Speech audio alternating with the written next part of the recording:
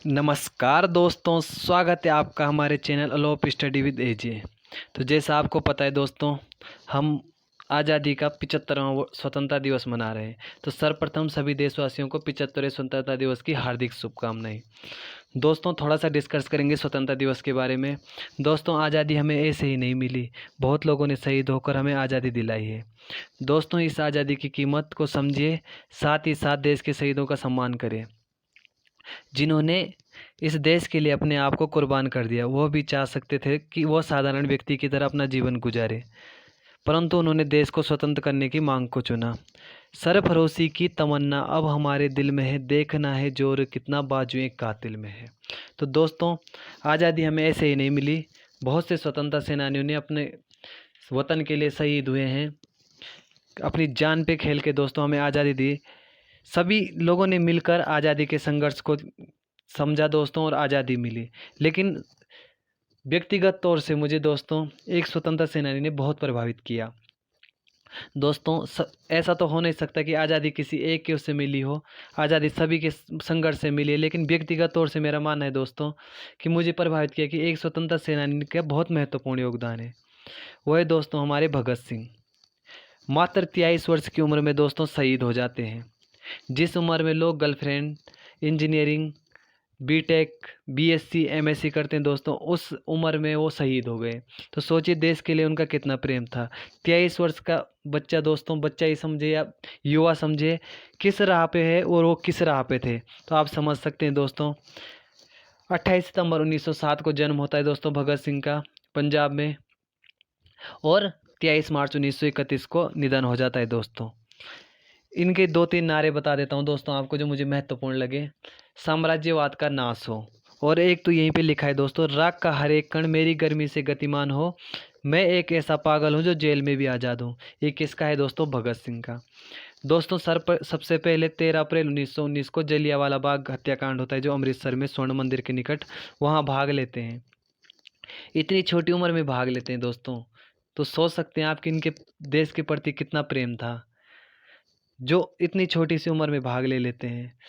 तो दोस्तों, भगत सिंह का एक किस्सा मुझे याद आ रहा है दोस्तों, कि ये एक समय अपने पिताजी के साथ खेत में गए थे। तो इनका प्रश्न था कि दोस्तों, पिताजी आप लोग खेतों में बंदूक क्यों नहीं बोते, ताकि अंग्रेज को मारने के काम भी आए और हम डट कर अंग्रेजों का सामना भी करना पड़े।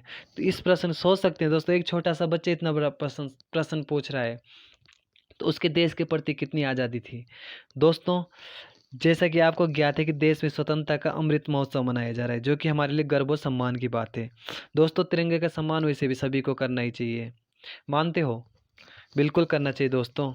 भगत सिंह जैसे लोगों की ज़रूरत आज भी देश में है दोस्तों, क्योंकि आज़ादी ऐसी नहीं मिली है। आज़ादी की कीमत समझिए, कुछ लोगों ने शहीद होकर आज़ादी दिलाई है। भगत सिंह हो गए दोस्तों, राजगुरु, सुखदेव, कई अन्य शहीद दोस्तों जिनका हमें पता भी नहीं है। कुछ महत्वपूर्ण लोगों का हाथ भी है आज़ादी को दिलाने में। सभी का महत्वपूर्ण योगदान, किसी एक के उससे आज़ादी मिलना बहुत मुश्किल है दोस्तों। भगत सिंह का एक और नारा आपको बताता हूँ दोस्तों, कि बम और पिस्तौलें क्रांति नहीं लाते, क्रांति की तलवार विचारों की धार बढ़ाने वाले पत्थर पर रगड़ी जाती है। बहुत उदारवादी सोच के व्यक्ति थे दोस्तों। 2-3 महत्वपूर्ण काम और है दोस्तों इनके। नौजवान सभा की स्थापना करते हैं दोस्तों 1926 में। हिंदुस्तान सोशलिस्ट रिपब्लिक एसोसिएशन की स्थापना भी करते हैं दोस्तों। कौन? भगत सिंह। भगत सिंह आपको पता है थे दोस्तों, सिख थे, पंजाब में जन्म हुआ है इनका।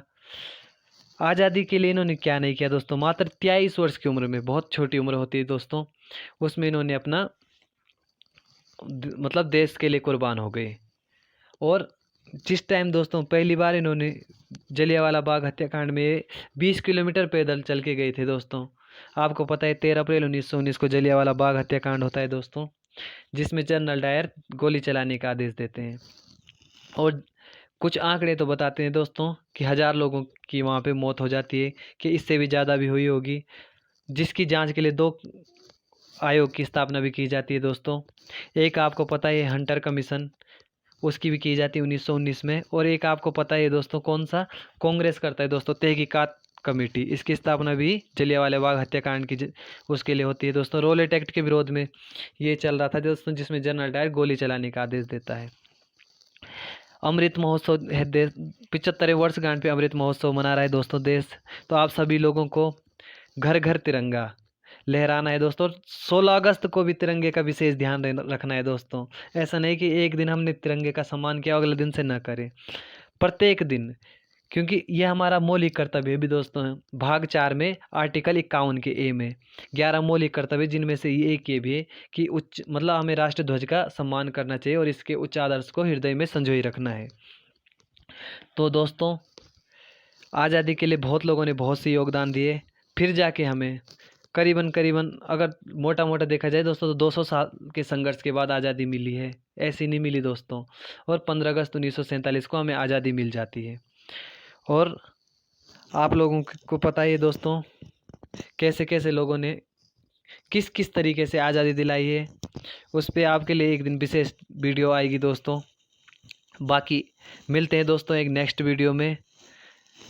और अमृत महोत्सव दोस्तों, हर घर तिरंगा, ये आपको ध्यान रखना है दोस्तों। तिरंगा के जितना हो सके 16 अगस्त को उतना ज़्यादा सम्मान करना है दोस्तों। 15 अगस्त से ज़्यादा 16 अगस्त को सम्मान करना है। एक भी तिरंगा ज़मीन पे नहीं गिरना चाहिए दोस्तों। बाकी धन्यवाद दोस्तों। सभी देशवासियों को पुनः 75वें स्वतंत्रता दिवस की हार्दिक शुभकामनाएं दोस्तों। आज हमारा देश ने इतनी तरक्की कर ली है कि हर व्यक्ति को खुशी होती है, इसलिए सभी को हार्दिक शुभकामनाएं दोस्तों स्वतंत्रता दिवस की।